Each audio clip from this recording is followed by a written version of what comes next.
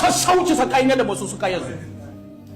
Wanda ya fito ya karyata manzon Allah in yi masa sassauci akan me?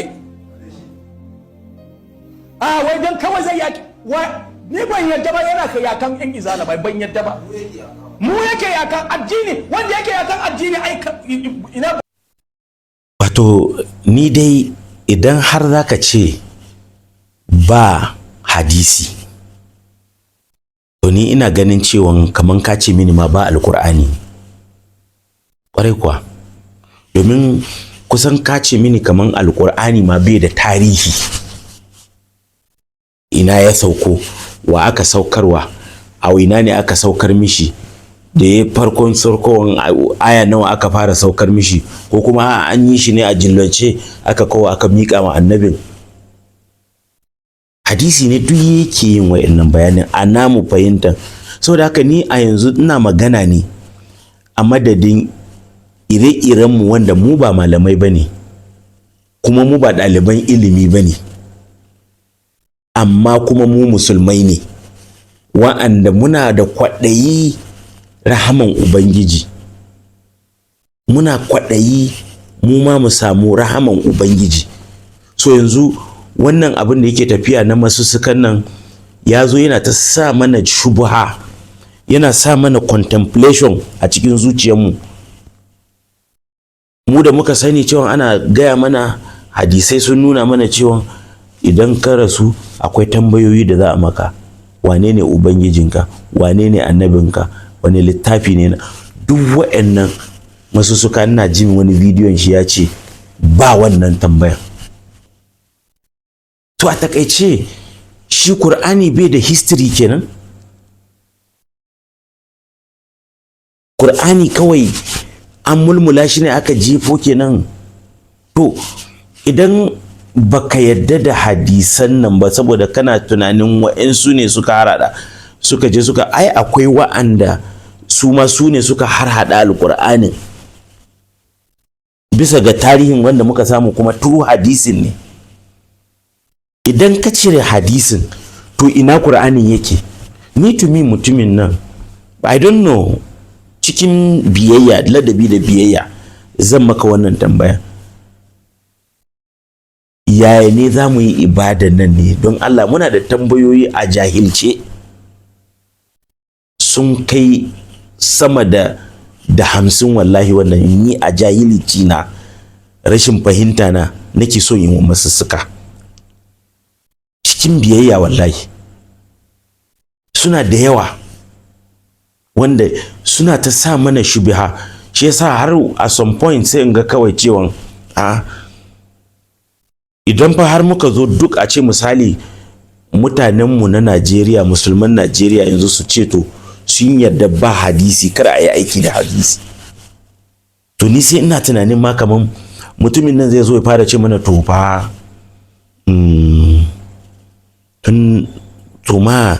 tun da ba hadisin nan yanzu ko kun yarda da Qur'anin? Waye kawo Qur'anin?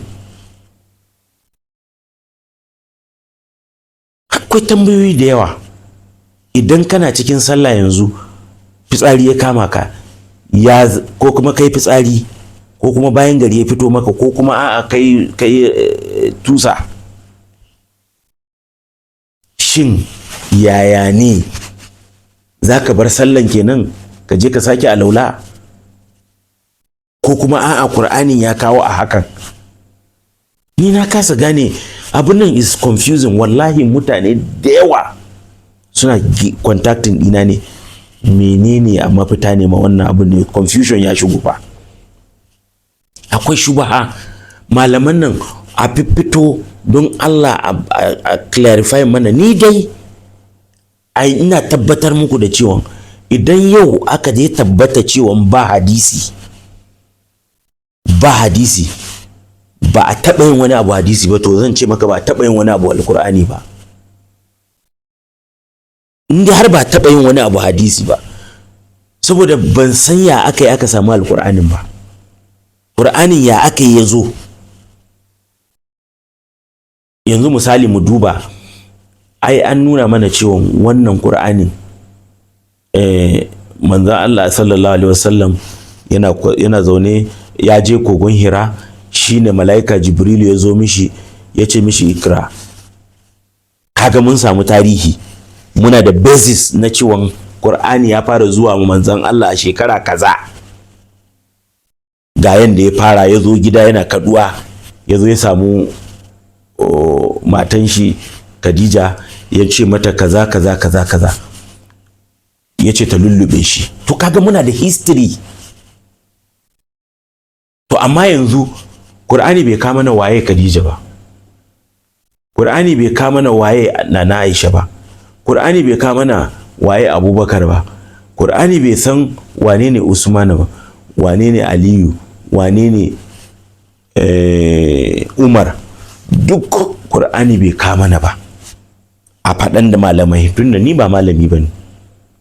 To tunda Qur'ani bai kama na ba, wato manzon Allah bai da tarihi kenan, ko kuma a'a shi masussuka tunanin shi shine mu zauna kawai ba ƙalar rasulullahi sallallahu alaihi wasallam. Karka ce ƙalar rasulullahi sallallahu alaihi wasallam, anything da mukan ce ƙalar lahu ƙalar rasulullah, ko to ƙalar lahun ya yarda da shi shine alqur'ani.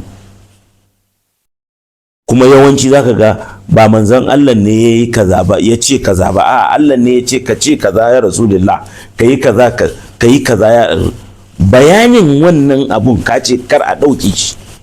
That means ba ƙala rasulullahi sallallahu alaihi wasallam kenan, shi bai ce komai ba, bai da dangi, bai da yan uwa kenan. Kuma in akwai su suwaye, Qur'ani bai kira su ba, don an kira ahlul bait ko a Qur'ani, to amma kuma su wane ne? Mun san Aliyu ahlul bait ne ko, to shi din akwai shi a Qur'ani ne? So yanzu da ba wani abu Aliyu in existence, ba wani abu Nana Khadija in existence, ba kuma. Ku yi hakuri fa, ina magana na jahilce ne fa, ni ba malami bane, shi yasa nake so in sani. Kai gaskiya malamai ku tashi tsaye fa, wannan mutum yana ta ɓaro aiki, despite da cewa ni dai ban yadda ba, amma yana ta jin matasa, saboda su sun kasa yin irin wayannan tambayoyin. Ta yaya za ka yi ibadan? Ya ne aka ce? So explanation na yanda za ka yi gaba ɗaya ka ce an condemning ɗin shi. Karfan nuna jahilci na ma duniya gaba ɗaya ba, ni gaskiya a fahimtar da ni wannan magana fa. Shin za mu bi Qur'ani da hadisi ne, ko kuma mu ta bin Qur'ani zallan ne har yanzu? Malamai don Allah ku tashi ku yi sa wannan abun kusan ku fitar da shi clearly ma mutane, saboda yana ta barnata ƙananan matasanmu da ba su da dogon tunani da za su ma iya irin wayannan tambayoyi. Ni dai har ga Allah, idan yau ba Qur'ani, to in ba hadisi, ni Qur'ani na ce muku ban ma yarda da zuwan shi kuma ba, domin hadisi ne tabbatar min da Qur'ani daga Allah ne. In ba ka ba Qur'anin yayi ya zo guri na, yayi bazu. An gaya mana cewa akwai inda muka ga a Kibla FM da suke magana, aka ce akwai wani ma wanda ya zo ya ce yan shiya mana da Qur'anin su ai daban, wanda ya bambanta da wannan. Yau in dai haka ne, wanne ne na gaskiya? Masu suka ka mana bayani, kuma don Allah ka ji tsoron Allah, ka san cewa za ka haɗu da Allah, ka sani. Saboda haka za mu ci gaba da tambayoyin nan a cikin jahilci. Mu ba malaman ilimi ba ne, ba kuma ɗaliban ilimi ba ne, mu masu son mu fahimci gaskiya ne, mu bi shi. Allah ya sa mu dace. Wannan shine na farko, bidiyo na farko da ya shafi wannan maganan Qur'ani zallan nan, ko kuma masussuka baki ɗaya. Allah ya sa mu dace. Wassalamu alaikum warahmatullah.